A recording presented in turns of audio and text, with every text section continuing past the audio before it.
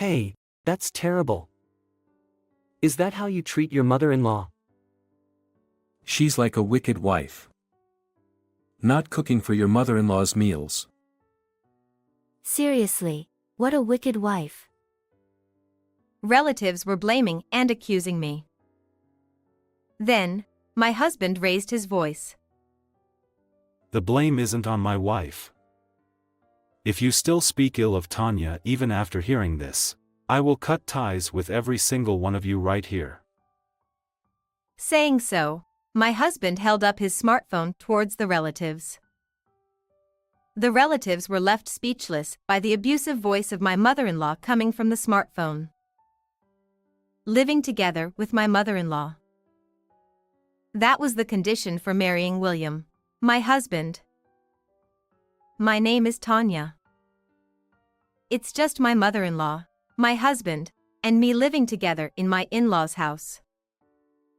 Initially, I wasn't completely without concerns about living together. The joy of marrying the man I love overshadowed any concerns, and I believed we could make it work. That is, until my mother-in-law escalated things to this extent. Looking back, there were signs before we got married. It was when I heard that my mother-in-law caught a cold, and I decided to make a vegetable-rich stew to visit her. While my mother-in-law showed gratitude in front of William, as soon as he left the room, she said something else entirely. It's quite rich in flavor, isn't it? Then, I can't eat this at all. She put down her spoon. My seasoning was off. I should have thought of a different recipe for my unwell mother-in-law. At that moment, I reflected on my shortcomings. At the same time, I couldn't help but feel a bit uneasy being criticized for my cooking in his absence. The cold gaze my mother-in-law gave me with a sigh is something I can't forget even now. A few months later, we got married and started living together. Tanya, can't you even do this? You really are a naive young lady, aren't you? She makes sarcastic remarks on various occasions. Especially when my husband was away on business trips, her actions got worse. And so, my mother-in-law's presence became a source of distress for me. However, I didn't tell my husband about it in the beginning. He was already busy and I didn't want to burden him with unnecessary worries. Plus, since my mother-in-law acted nice in front of him, I thought he might not believe me even if I told him the truth. That's what I thought. Furthermore, I felt ashamed to let anyone know about the domestic concerns so early in our marriage. Therefore, I couldn't bring myself to confide in my friends or my own family. Could you wash all these dishes again? And don't forget to mop over there. Her orders increased day by day, and I began to be treated like a servant.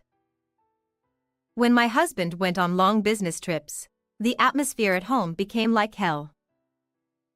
I thought I was doing everything I could, but I was constantly criticized for not doing enough housework.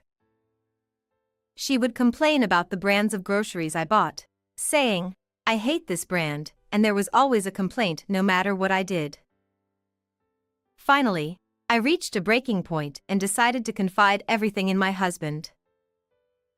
I couldn't go on like this anymore. The pressure and anxiety had become unbearable. My husband was incredibly shocked when he heard my story. I had no idea that was happening. I'm sorry for putting you through such a tough time. It's not something you need to apologize for, William.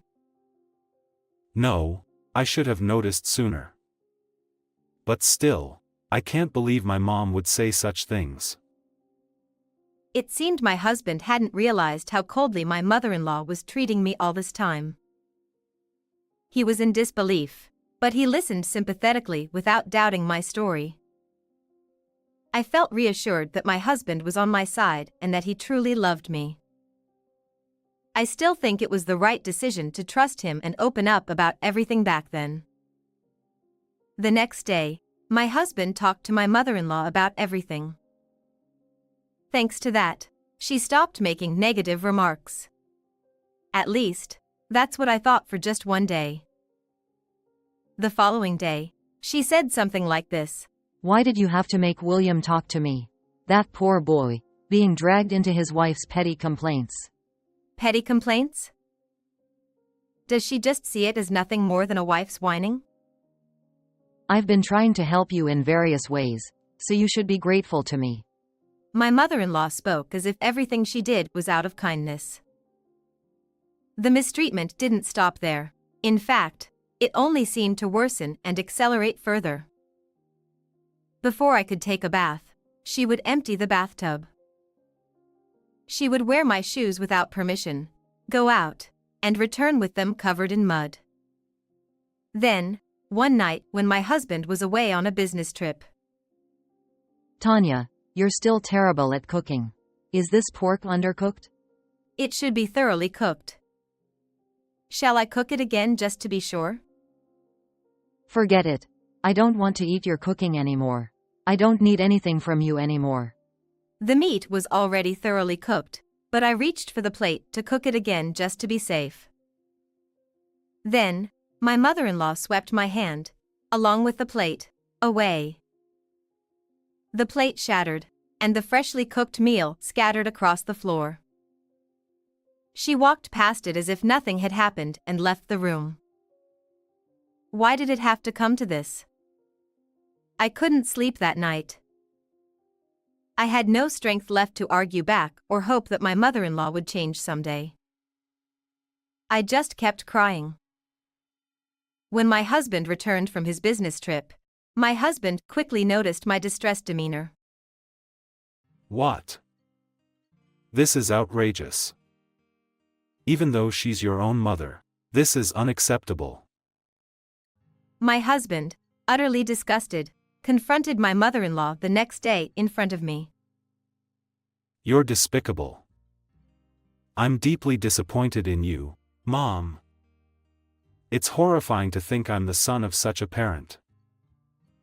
My husband became remarkably emotional, shouting at my mother-in-law. His disappointment and anger towards his mother must have been immense.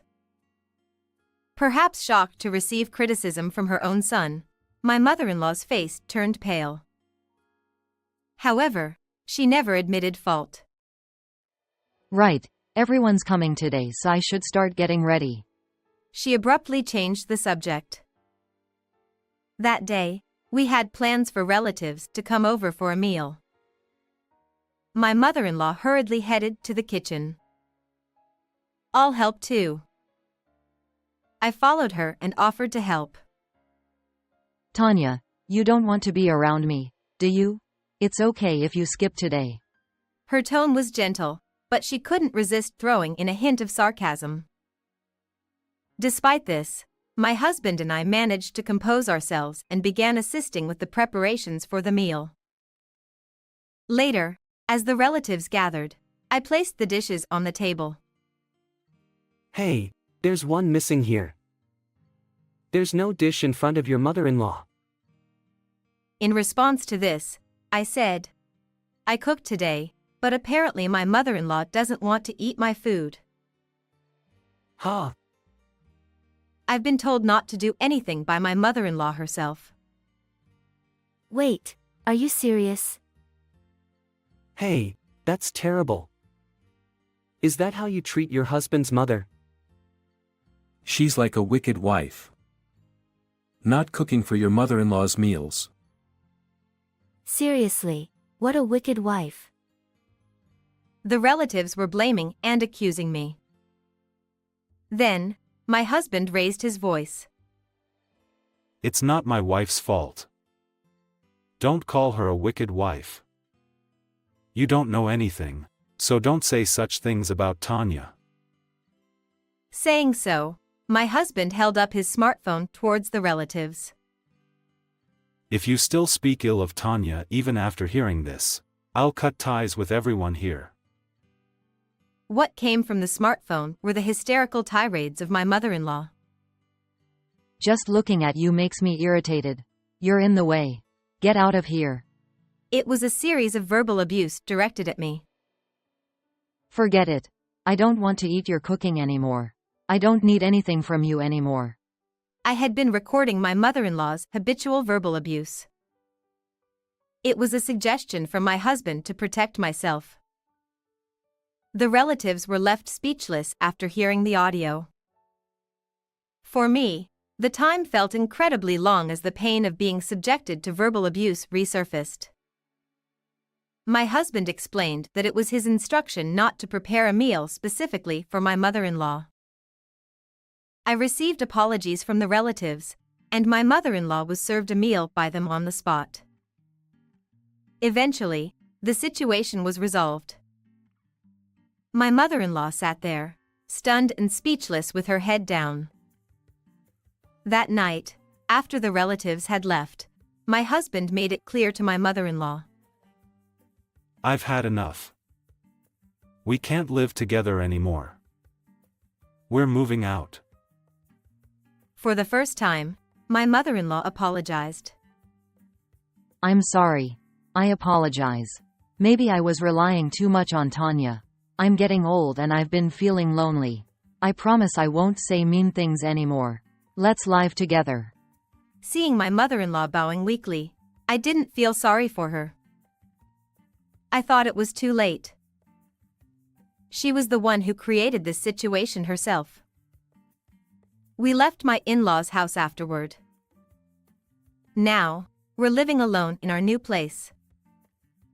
It's the first time since our marriage that we've been able to enjoy peaceful days. My mother-in-law often sends WhatsApp messages to my husband, but he doesn't reply at all and seems to be keeping his distance from her. We have no intention of returning to my in-laws' house for a while. Even the relatives who used to gather there for meals a few times a year no longer visit my mother-in-law. I do feel a bit sorry for my mother-in-law being left alone. However, she brought this upon herself. I vowed to cherish the happy moments with my husband William and live life to the fullest from now on.